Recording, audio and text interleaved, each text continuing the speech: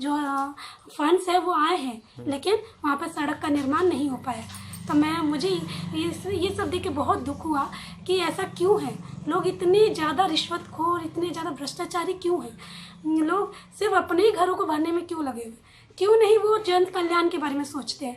वो दुर्घटनाएं होना कितना बड़ा कि जो जिम्मेदारी हमें दी गई है उसका निर्वाह हम खुद करें, ना कि हम एक डमी कैंडिडेट की तरह मैं नहीं दिखना चाहती। हाँ, वही बोल रहे हैं। एक मुख्य दर्शक बनकर नहीं देखना चाहती। हर कोई विकास का नाम लेके चुनाव जीत जाता है, करता भ्रष्टाचार है। नहीं, ये वही तो मैं कह रही हूँ कि मैं इन सबसे डिफरेंट हूँ। मेरा कोई मोटिव नहीं है, मेरा यही है कि मैं जन कल्याण कर सकूँ, और जन कल्याण के लिए मुझे ये चाहिए कि मैं विकास कर सकूँ। ऐसा कौन सा उम्मीदवार होगा या उम्मीदवार होगी जो कहेगी या कहेगा कि हम भ्रष्टाचार करेंगे? नमस्कार, मैं हूं विजेंद्र और आप देख रहे हैं भारतप्राइम.com। अभी हमारे साथ ग्राम पंचायत राज हरैल के सरपंच के उम्मीदवार हैं गुंजन सिंह चौहान जी। बहुत बहुत स्वागत है गुंजन जी।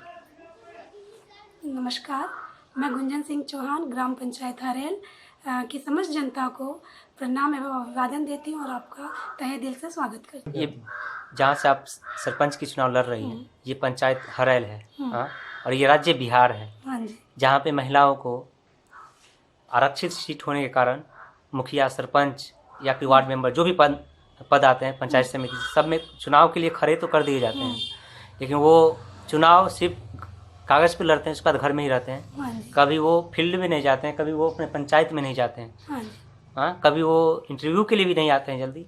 आप आए हैं, आपको क्या भरोसा है अपने आप पे? हाँ, इसी विश्वास के मद्देनजर रखते हुए मैंने ये कदम उठाया कि मैं सरपंच में खड़ी रहूं, क्योंकि भारत सरकार जैसे ने में जिम्मेदारी दी है महिलाओं को, तो महिलाएं आगे बढ़ चढ़ कर नहीं आ रही है। इसलिए मैं ये चाह रही हूँ कि मेरी ग्राम पंचायत से मैं नहीं, बढ़ चढ़ के तो आ ही रही है, कागज पे देखिएगा तो हर जगह। हाँ, वही लिखित में तो है, बट वो अपने आप को आगे आकर उनको योजनाओं का ज्ञान नहीं है, उनकी क्या जिम्मेदारी है उन्हें उनका ये ज्ञान ही नहीं है।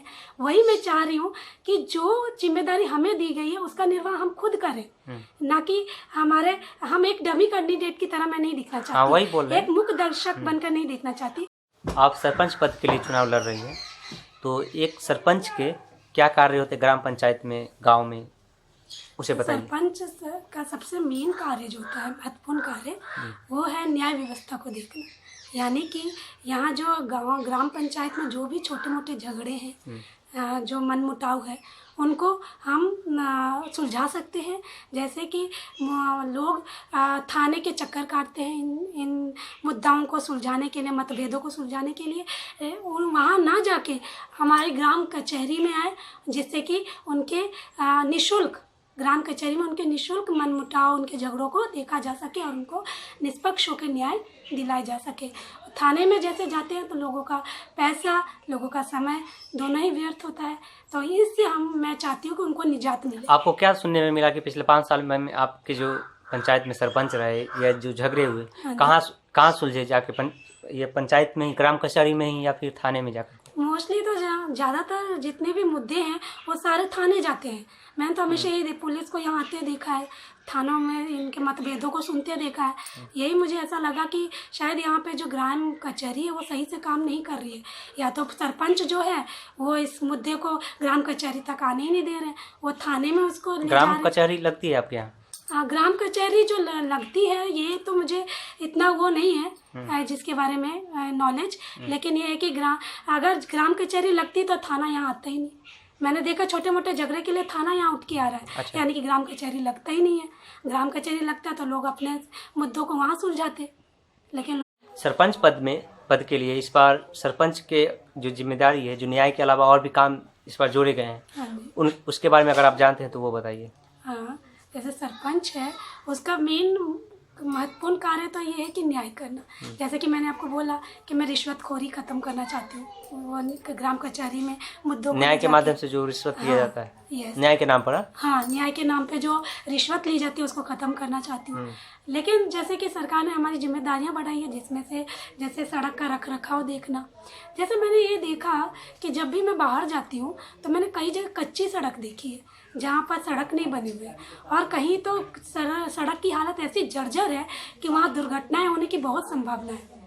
तो मैं यही चाहती हूँ कि जब मैं यहाँ घर आई तो मैंने ये देखा कि ना ई ग्राम स्वराज नाम का एक वेबसाइट है, उस पर मैंने ये देखा कि वहाँ जो कच्ची सड़क है वहाँ पे एक्चुअल में सड़क बनी हुई है, होनी चाहिए, जो कि नहीं है। यानी कि ऊपर से तो जो फंड्स है वो आए हैं, लेकिन वहाँ पर सड़क का निर्माण नहीं हो पाया। तो मुझे ये सब देख के बहुत दुख हुआ कि ऐसा क्यों है, लोग इतने ज़्यादा रिश्वतखोर, इतने ज़्यादा भ्रष्टाचारी क्यों हैं, लोग सिर्फ अपने ही घरों को भरने में क्यों लगे हुए, क्यों नहीं वो जन कल्याण के बारे में सोचते हैं। वो दुर्घटनाएं होना कितना बड़ा कितनी बड़ा नुकसान देता है एक परिवार में। तो मैं यही चाहती हूँ कि जो सड़क की हालत है, वही रोड लाइट से भी मुझे दिक्कत है, सड़क की हालत बहुत खराब है। जो रोड लाइट है उनमें फ्रेमवर्क हो रखा है बट लाइटिंग की सुविधाएं नहीं है। तो मैं ये चाहती हूँ कि प्रत्येक इंसान जो घर है वो अपनी जिम्मेदारियों को समझे, प्रत्येक इंसान अपनी जिम्मेदारियों को समझे। जो फ्रेम में जो लाइटिंग नहीं है उसकी व्यवस्था तो हम करेंगे ही, लेकिन मैं ये चाहती हूँ उसका रख रखाव वो खुद देखे, यानी ये उनका जिम्मेदारी भी बनती है।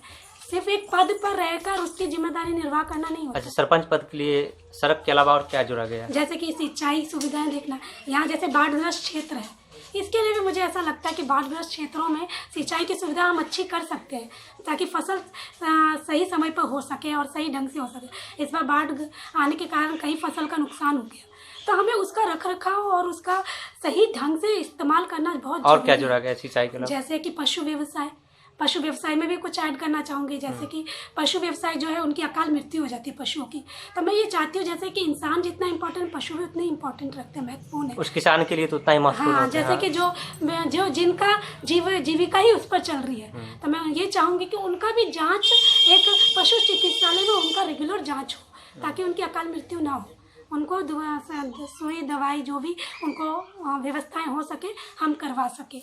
मैं इसके साथ ये भी ऐड करना चाह रही हूँ कि जैसे कि जो पशु मर जाते हैं उनको उठाने के लिए लोगों के बहुत पैसे खर्च होते हैं, तो मैं यही चाहती हूँ कि मैं पंचायत के थ्रू पंचायत ये काम करे और मैं इसके लिए एक गाड़ी की व्यवस्था कर सकूँ और इस गाड़ी से सही समय पर उस पशु को उठवा सकूँ और सही स्थान पर दफनाने को सुनिश्चित कर सकूँ।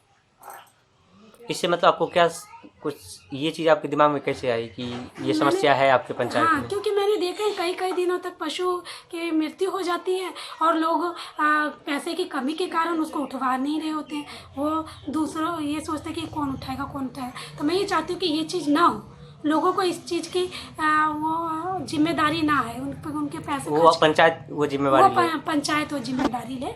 आपके घर से अभी तक कोई पंचायत के चुनाव के लिए खड़े नहीं हुए थे, आप बहू हैं और उसमें भी जिस कास्ट से आते हैं, जिस जाति से आते हैं, उन्हें घर से जाना बाहर ज़्यादा अलाउ नहीं होते गांव के परिवेश में, तो आप सरपंच पद के लिए क्यों चुनाव लड़े और कैसे अपने परिवार वालों को मनाया इसके लिए?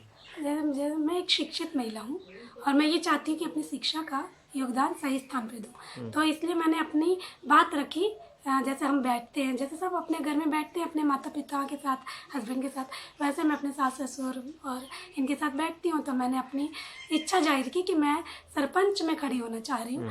तो इन्होंने पूछा मुझसे कि क्या रीज़न है आपके खड़े होने का, तो मैंने उनको ये रीज़न बताया। आपको डांटा नहीं कोई? नहीं, मुझे डांटा नहीं, क्योंकि ये लोग बहुत सपोर्टिव है, मेरे हमेशा साथ देते हैं चीज़ों में, तो ये सपोर्टिव। और इन्होंने ये मुझे कहा कि अगर तुम खड़ी होना चाहती हो तो बहुत अच्छी बात है, लेकिन तुम खड़ी क्यों होना चाहती हो?